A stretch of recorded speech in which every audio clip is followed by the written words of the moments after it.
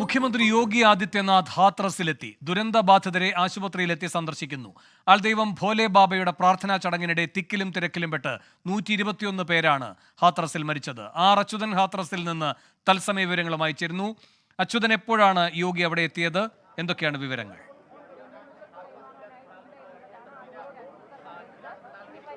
വേണു, അല്പം മുൻപാണ് ഉത്തർപ്രദേശ് മുഖ്യമന്ത്രി യോഗി ആദിത്യനാഥ് ഹത്രാസ് ജില്ലാ ആശുപത്രിയിൽ എത്തിച്ചേർന്നിരിക്കുന്നത്. അദ്ദേഹം അകത്തേക്ക് പരിക്കേറ്റ് ചികിത്സയിൽ കഴിയുന്നവരുള്ള വാർഡിലേക്കാണ് അദ്ദേഹം ഇപ്പോൾ പോയിരിക്കുന്നത്. അപകടബാധിതരെ നേരിൽ കണ്ട് ആശ്വാസവാക്ക് അദ്ദേഹം അറിയിക്കും. അല്പം മുൻപാണ് എത്തിയത്. അദ്ദേഹം എത്തുന്നതിന് മുൻപ് ചില ഉത്തർപ്രദേശ് സർക്കാരിലെ മന്ത്രിമാരും ഇവിടെ എത്തിച്ചേർന്നിരുന്നു. രാവിലെ തന്നെ NSC കമാൻഡോകളടക്കം വന്ന സുരക്ഷാ സാഹചര്യങ്ങൾ വിലയിരുത്തി.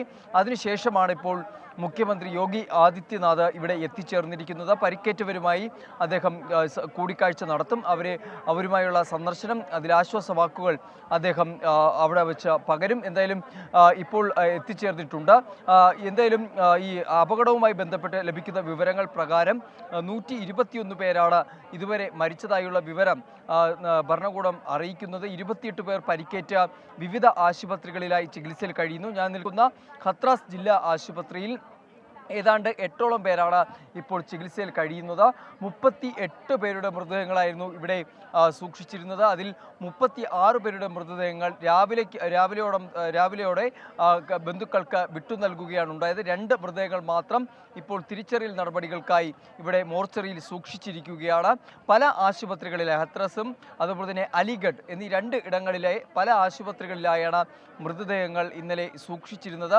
ആദ്യം ട്രോമ സെന്ററിലാണ് ഇത് എത്തിച്ചിരുന്നതെങ്കിലും അവിടെ നിന്ന് ആംബുലൻസിന്റെ സഹായത്തോടെ തന്നെ പല ആശുപത്രികളിലേക്ക് പരിക്കേറ്റവരെ മാറ്റുകയും മൃതദേഹങ്ങൾ ഈ ട്രോമ സെന്ററിൽ നിന്ന് മാറ്റുകയും ചെയ്തിരുന്നു. നിലവിൽ ട്രോമ സെന്ററിൽ ഈ അപകടവുമായി ബന്ധപ്പെട്ട ഒന്നും തന്നെ അവശേഷിക്കുന്നില്ല എന്നുള്ളതാണ്. സംഭവ സ്ഥലത്ത് ഫോറൻസിക് സംഘമടക്കമുള്ള സംഘം പരിശോധന നടത്തി. അവിടെ നിന്ന് ഈ അപകടത്തിൽപ്പെട്ട ആളുകളുടെ ചെരുപ്പും മറ്റു വസ്തുക്കളും ഫോറൻസിക് സംഘം ശേഖരിച്ചിട്ടുണ്ട്. ഇനി അറിയേണ്ടത് കേസുമായി ബന്ധപ്പെട്ടിട്ടുള്ള അന്വേഷണത്തിന്റെ പുരോഗതിയാണ്. കാരണം 80,000 ആളുകൾ പങ്കെടുക്കേണ്ടിയിരുന്ന, അനുമതി നൽകിയിരുന്ന പരിപാടിയിൽ പങ്കെടുത്തത് 2 ലക്ഷത്തിലധികം ആളുകളാണ്. അതായത് അന്ധവിശ്വാസത്തിലേക്ക് കടന്നപ്പോൾ അതൊരു വലിയ അപകടത്തിലേക്കാണ് ചെന്നെത്തിയത് എന്നുള്ളത് ഹത്രാസിൽ അതൊരു ഉദാഹരണമായി തന്നെ എടുത്തു പറയാൻ സാധിക്കും. ഭോലെ ബാബ മതപ്രഭാഷണം കഴിഞ്ഞ ശേഷം അദ്ദേഹം മടങ്ങുന്ന ആ സമയത്താണ് ഈ വിശ്വാസികൾ അദ്ദേഹത്തിൻ്റെ വാഹനത്തിന് നേരെ പാഞ്ഞെടുക്കുന്നതും ഒരു തിരക്ക് നിയന്ത്രിക്കുവാൻ ശ്രമിക്കുന്നതിനിടയിലാണ് പല ആളുകളും മതപ്രഭാഷണ വേദിക്ക് മറുവശത്തുള്ള പാടങ്ങളിലേക്ക് അവർ വീഴുന്നതും വീണവരുടെ മുകളിലേക്ക് വീണ്ടും ആളുകൾ വീഴുന്നതോടെ ആ അപകടത്തിൻ്റെ വ്യാപ്തി തന്നെ വർദ്ധിക്കുകയുണ്ടായി. മണിക്കൂറുകൾ കൊണ്ട് മരണസംഖ്യ ഉയരുന്ന ഒരു സാഹചര്യമാണ് ഉണ്ടായത്. അതുകൊണ്ട് തന്നെ ഗൗരവത്തോടെയാണ് ഈ സംഭവത്തെ ഭരണകൂടം വിലയിരുത്തുന്നത്. വലിയ ആരോപണങ്ങൾ ഒരു ഭാഗത്ത് ഉയരുന്നുണ്ട്. കാര്യം വിവാദ മതപ്രഭാഷണങ്ങൾ സംഘടിപ്പിച്ചതിൻ്റെ പേരിൽ ഭോലെ ബാബയ്ക്കെതിരെ പല സംഭവങ്ങളും ഉണ്ടായിരുന്നു. കോവിഡ് കാലത്തടക്കം നിയന്ത്രണങ്ങൾ നിന്ന സമയത്തായിരുന്നു അദ്ദേഹം മതപ്രഭാഷണങ്ങൾ വലിയ ആൾക്കൂട്ട പങ്കാളിത്തത്തോടുകൂടി, ജനപങ്കാളിത്തത്തോടുകൂടി സംഘടിപ്പിച്ചിരുന്നത്. അങ്ങനെയുള്ള വിമർശനങ്ങൾ ഒരു ഭാഗത്ത് നിലനിൽക്കുന്നു. ഇന്ന് ഈ കേസുമായി ബന്ധപ്പെട്ട FIR രജിസ്റ്റർ ചെയ്യുമ്പോഴും അദ്ദേഹത്തിൻ്റെ പേര് FIR-ൽ എങ്ങും പരാമർശിച്ചിട്ടില്ല. അതും ശ്രദ്ധേയമാണ്. മറിച്ച് സംഘാടകർക്കെതിരെയാണ് ആ കേസ് രജിസ്റ്റർ ചെയ്തിരിക്കുന്നത്. തെളിവ് നശിപ്പിക്കാൻ ശ്രമിച്ചു എന്നടക്കമുള്ള വകുപ്പുകൾ ചുമത്തിയാണ് ഈ കേസ് ഇപ്പോൾ രജിസ്റ്റർ ചെയ്തിരിക്കുന്നത്. അപ്പോഴും ഈ വിഷയവുമായി ബന്ധപ്പെട്ടിട്ടുള്ള ശക്തമായ വിമർശനങ്ങളും ഒരു ഭാഗത്ത് ഉയരുന്നുണ്ട്. എന്തായാലും അന്വേഷണം ഒരു ഭാഗത്ത് പുരോഗമിക്കുന്നു, മറുഭാഗത്ത് ഇതുമായി ബന്ധപ്പെട്ടുള്ള പരിക്കേറ്റവർക്കുള്ള ചികിത്സാ നടപടികൾ അടക്കമുള്ള കാര്യങ്ങളും ഭരണകൂടം സ്വീകരിക്കുന്നുണ്ട്. വേണു. അച്യുതൻ, ഈ യോഗി ആദിത്യനാഥ് ഈ ബാബയ്ക്കെതിരെ എത്ര ശക്തമായ നടപടി എടുക്കുമെന്ന് പ്രതീക്ഷിക്കാം? മാത്രമല്ല, ഈ വിഷയത്തിന്റെ വിശ്വാസ സംബന്ധമായ തലങ്ങളൊക്കെ ഉള്ളതുകൊണ്ട് പ്രതിപക്ഷവും ഈ കാര്യത്തിൽ ശക്തമായ സമ്മർദ്ദത്തിന് സാധ്യതയുണ്ടോ?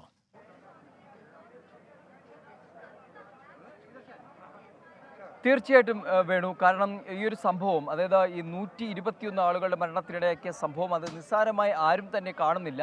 മറിച്ച് വേണു ചോദിച്ചതുപോലെ തന്നെ ഈ ഭോലെ ബാബയ്ക്കെതിരെ ഒരു നടപടി അത് യോഗി ആദിത്യനാഥിൻ്റെ സർക്കാരിൻ്റെ ഭാഗത്തു നിന്നുണ്ടാകുമോ എന്നതിൽ നമുക്ക് ഈ പ്രാരംഭഘട്ടം പരിശോധിച്ച് കഴിഞ്ഞാൽ അത്തരം നീക്കങ്ങളൊന്നും തന്നെ ഉണ്ടായിട്ടില്ല. മറിച്ച് മെയിൻപുരിയിൽ അദ്ദേഹത്തിൻ്റെ വസതിയിലേക്ക് പോലീസ് സംഘം എത്തിയപ്പോൾ അദ്ദേഹം അവിടെ ഇല്ല എന്നുള്ളതാണ് അറിയുവാൻ കഴിഞ്ഞത്. ഒളിവിലാണ് എന്നുള്ള വിവരം മാത്രമാണ് ലഭിക്കുന്നത്. എന്നാൽ ഈ അപകടവുമായി ബന്ധപ്പെട്ട് രജിസ്റ്റർ ചെയ്ത FIR-ലോ ഒരു തരത്തിലും ഭോലെ ബാബയ്ക്കെതിരായ ഒരു പരാമർശം പോലുമില്ല. അദ്ദേഹത്തിനെതിരെ ഒരു തരത്തിലുള്ള കേസും രജിസ്റ്റർ ചെയ്തിട്ടില്ല. രണ്ട് സംഘാടകർക്കെതിരെയാണ് ഈ കേസ് ഇപ്പോൾ രജിസ്റ്റർ ചെയ്ത അന്വേഷണം നടക്കുന്നത്. കാരണം ഈ ഭോലെ ബാബയെ കാണാനായി അല്ലെങ്കിൽ അദ്ദേഹത്തെ പിന്തുടർന്നാണ് ഈ ജനക്കൂട്ടം പാഞ്ഞെടുത്തതും അതൊരു അപകടത്തിലേക്ക് വലിയൊരു അപകടത്തിലേക്ക് കലാശിച്ചതും. അതുകൊണ്ട് തന്നെ ഈ കൃത്യമായ നടപടികളും അതുപോലെ തന്നെ അനുമതി 80,000 ആളുകൾക്ക് അനുമതി ഉണ്ടായിരുന്നിടത്ത് 2 ലക്ഷം ആളുകളെ പങ്കെടുപ്പിച്ച പരിപാടി സംഘടിപ്പിക്കുക, അതിൽ കൃത്യമായി വീഴ്ചകൾ സംഭവിച്ചു എന്നുള്ളത് പ്രാഥമിക ഘട്ടത്തിൽ തന്നെ ഇപ്പോൾ അന്വേഷണ സംഘം വിലയിരുത്തിയിട്ടുണ്ട്. ആ സാഹചര്യത്തിൽ പോലും ഭോലെ ബാബയ്ക്കെതിരെ ഒരു നടപടിയും ഈ പോലീസിൻ്റെ ഭാഗത്തുനിന്നോ അന്വേഷണ സംഘത്തിൻ്റെ ഭാഗത്തുനിന്നോ ഇതുവരെയും ഉണ്ടായിട്ടില്ല എന്നുള്ളതാണ്. എന്നാൽ വരുന്ന ദിവസങ്ങളിൽ അത്തരത്തിൽ എന്തെങ്കിലും നടപടികൾ സ്വീകരിക്കുമോ എന്നതാണ് കാണേണ്ടത്. കാരണം ഈ മരിച്ച 121 ആളുകൾക്കും അവർക്ക് നീതി ലഭിക്കുമോ എന്ന ചോദ്യവും ഇതിനോടൊപ്പം തന്നെ ഉയരുന്നുണ്ട്. വേണു, അച്യുതൻ, ഈ കോടതിയിലേക്ക് ആരെങ്കിലും പോവുക, അങ്ങനെ ശക്തമായ നിയമ നടപടികൾക്ക് യോഗി ആദിത്യനാഥ് സർക്കാരിന് മേൽ സമ്മർദ്ദം മുറുക്കുക, അങ്ങനെ എന്തെങ്കിലും ആലോചനകളൊക്കെ നടക്കുന്നുണ്ടോ? ഗൗരവതരമായി പ്രതിപക്ഷം ഈ വിഷയത്തെ കാണുന്നുണ്ടോ?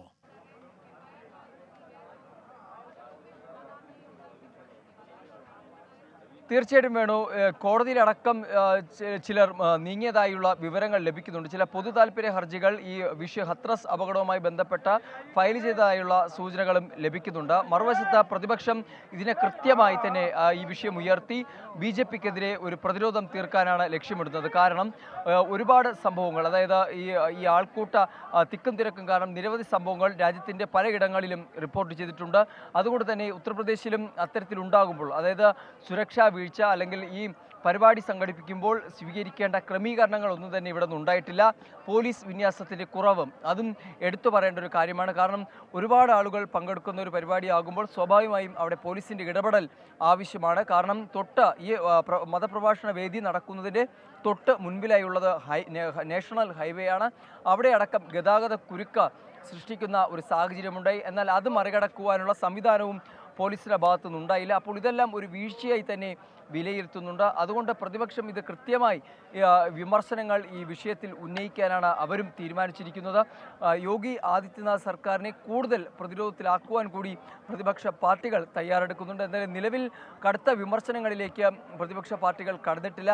ഈ നിലവിലെ സാഹചര്യമാണ് അതിനെ അനുവദിക്കാത്തത്. പക്ഷേ വരുന്ന മണിക്കൂറുകളിൽ ആ കൃത്യമായ വിമർശനങ്ങൾ, കടുത്ത ഭാഷയിലുള്ള വിമർശനങ്ങൾ അത് പ്രതിപക്ഷ പാർട്ടികളുടെ ഭാഗത്തു നിന്നും ഉണ്ടാകും. വേണു, അച്യുതൻ, ഈ യോഗി ആദിത്യനാഥ് ഉടനെ തന്നെ ഈ ദുരന്ത സ്ഥലം സന്ദർശിക്കുന്നു, പരിക്കേറ്റവരെ കാണുന്നു, ഇതൊക്കെ ഗൗരവത്തോടെ ഈ വിഷയത്തിൽ നടപടി ഉണ്ടാകുമെന്ന പ്രതീക്ഷ നൽകുന്നതാണോ?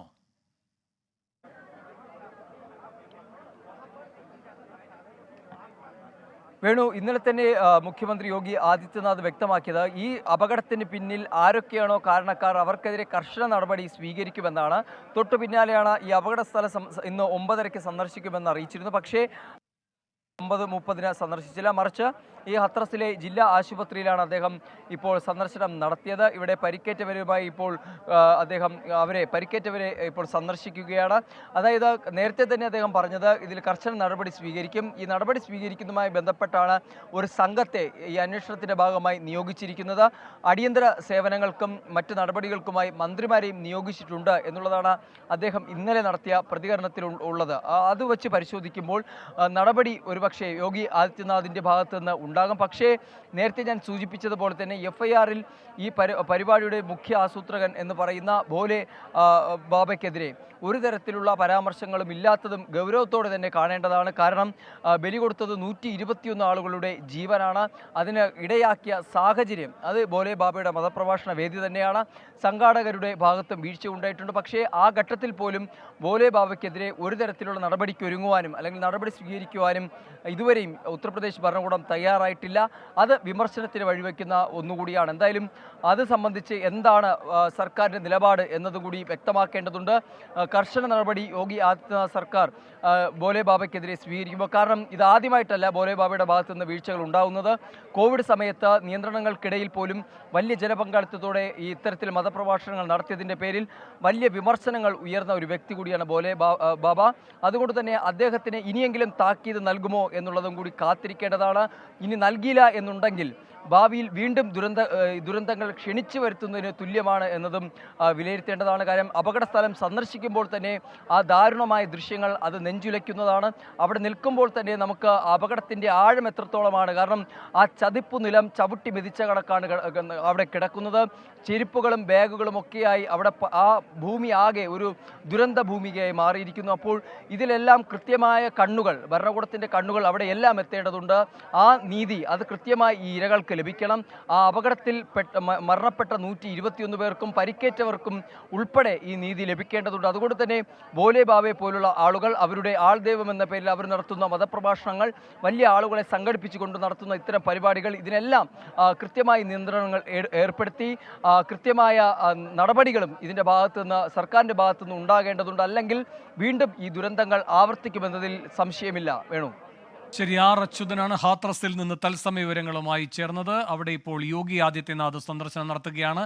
ആശുപത്രിയിൽ പരിക്കേറ്റവരെ കാണുകയാണ് UP മുഖ്യമന്ത്രി.